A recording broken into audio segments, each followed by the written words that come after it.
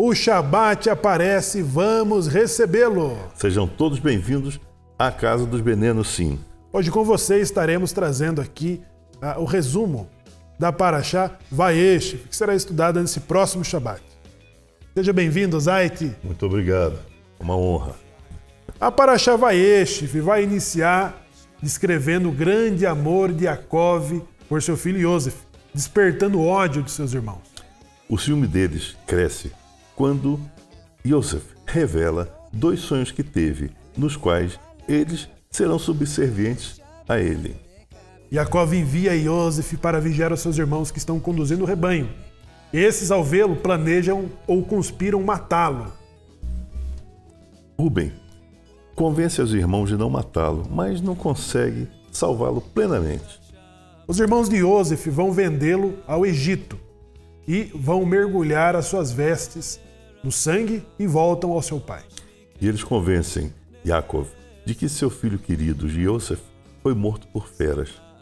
A Torá vai abrir um parêntese para relatar a história de Erudá e sua nora Tamar. A narrativa retorna a Yosef, já no Egito, vendido como escravo, onde tem sucesso, administrando os bens da casa de seu amo Potifar.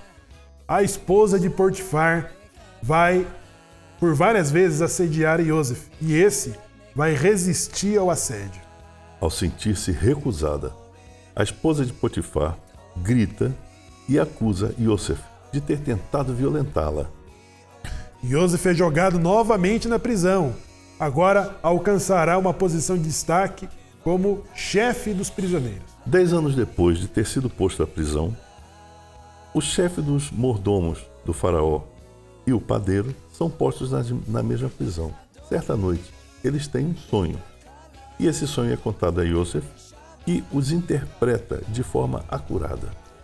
A porção vai concluir com o mordomo sendo colocado ao posto novamente e o padeiro sendo executado conforme a interpretação que deu Yosef ao sonho.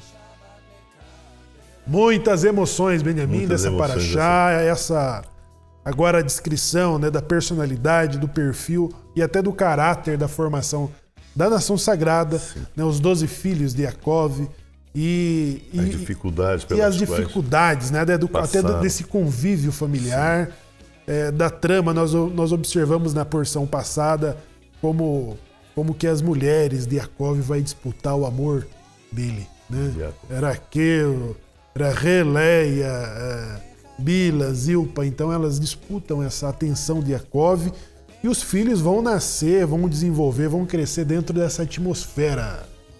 Nós vemos que a formação da nação sagrada, ela foi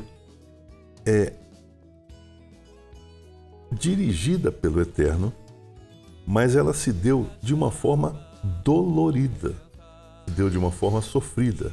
Não foi coisa fácil, porque o ser humano, quando ele não tem dificuldades, quando ele não tem sofrimento, quando ele não vê as coisas difíceis, ele não consegue crescer. O ser humano só cresce quando tem dificuldades a serem superadas. O ser humano só cresce quando ele tem que desenvolver ideias, desenvolver ações, desenvolver raciocínios, desenvolver procedimentos. E isso só se dá através das crises. É a crise que gera o crescimento. Exatamente.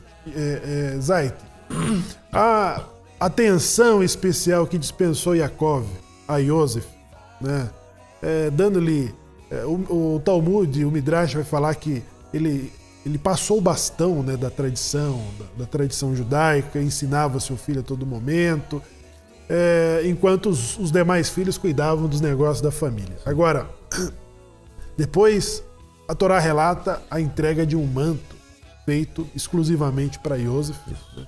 Ou seja, então já chamavam uma atenção, já dispensavam uma atenção para essa preferência de que Yaakov demonstrava em relação aos demais filhos, né? Ou seja, manifestava-se o ódio, né, um sentimento de ciúmes por parte dos irmãos. Nós vemos aí que, na realidade, Yaakov, ele foi o filho de Abraham, que estudou, que leu, que foi ensinado. Ele vivia nas tendas estudando, ao passo que seu irmão vivia caçando. Ele mesmo já sofreu, né? Ele mesmo já sofreu, porque Isaac tinha preferência a Esaú em relação a Jacó. Isso. Então, essa missão foi dada a Yosef. Yosef era aquele que estudava, era aquele que lia, era aquele que tinha a preferência da passagem do conhecimento do pai. Era Yosef que tinha esse conhecimento, recebia isso, né? E ele se revelou um receptáculo adequado e correto a esse conhecimento. Agora, Zait, Benjamin, o Yosef, ele demonstrou ter também um nível de espiritualidade, de elevação. Agora, o que vai trazer, o que vai despertar ainda mais, vai intensificar esse ódio, agora é a revelação dos sonhos, né, do futuro exílio de Israel, da nação.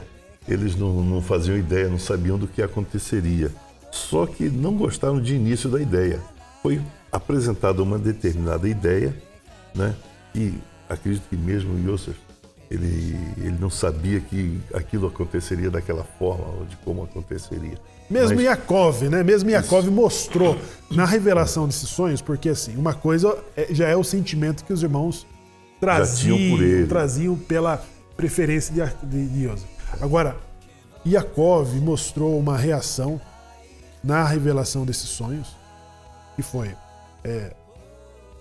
eu vi o sol, a lua e 11 estrelas se prostrarem diante de mim. Né? Então Yaakov o repreende, dizendo: então porventura eu, a tua mãe e os teus irmãos vamos se prostrar diante de você? É isso que você está querendo dizer? Ele próprio não gostou da ideia, então, né? Um menino jovem de 17 anos, né? Agora, como transmitir essa visão, como transmitir esses sonhos, né? E uma coisa interessante, né? A revelação de que ele recebe por meio dos sonhos. E isso? Como que a profecia, né? Ela é manifestada a Yosef através dos sonhos. Shemuel, nós vemos que isso aí é a mão do Eterno ali. Nós estamos vendo a mão do Eterno moldando a nação tesouro. Ela está moldando, as mãos do Eterno estão moldando ali naquele momento e em todos os outros depois, né? Mas ali nós vemos diretamente a ação do Eterno acontecendo, dizendo: vai acontecer, isso vai ocorrer. Ninguém sabia como. Até no segundo sonho, né? Ele teve o sonho dos feixes, né? Que se juntavam diante dele. E depois ele viu o sol, a lua e as estrelas se dobrarem. 11 estrelas. E as 11 estrelas se dobrarem diante dele. Agora, após a repreensão, Yaakov, tendo a percepção e a sensibilidade, ele falou assim: vamos aguardar o caso. Vamos esperar. Agora, toda essa trama, pessoal, vai mostrar, né, como que o caráter, a personalidade de cada um dos filhos de Yaakov, e essa trama da formação da nação sagrada, do próprio Yosef, que trazia mau relato dos seus irmãos, e que tinha o papel de fiscalizar, de trazer as más notícias, né? De trazer as más notícias do comportamento de seus irmãos. Isso aguçou ainda mais o ódio de que os irmãos tinham por Yosef.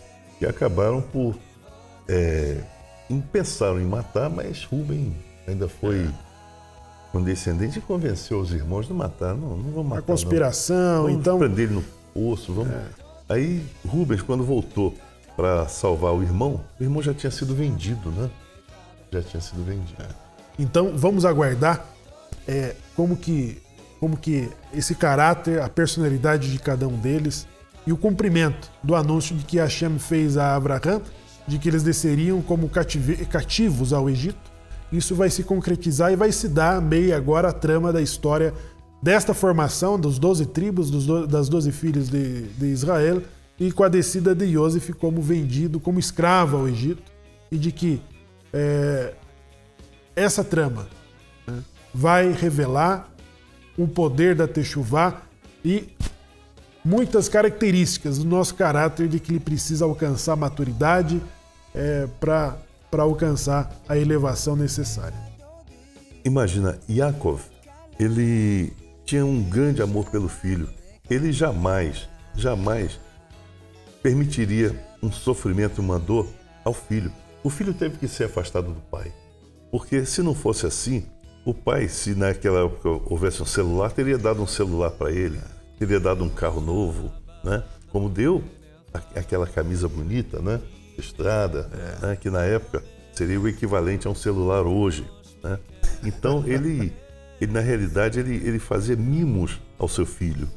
E não é através de mimos que a pessoa cresce através da vivência, né? Então, o Eterno, ele foi fantástico em ter mandado Yosef ao Egito para passar por essa vivência. Ele teve que passar por isso para dar prosseguimento, continuidade ao projeto do Eterno. Imagina, o Eterno estava ali fazendo o projeto dele ocorrer, acontecer. Exatamente. Pessoal, essas e mais coisas você vai acompanhar na leitura pública dessa paraxá e no comentário do Minyan de Anussim para Anussim. Então esperamos você nesse próximo Shabbat. Shalom. Shalom. לך דודי, לקט קלה, בני שבת נקבל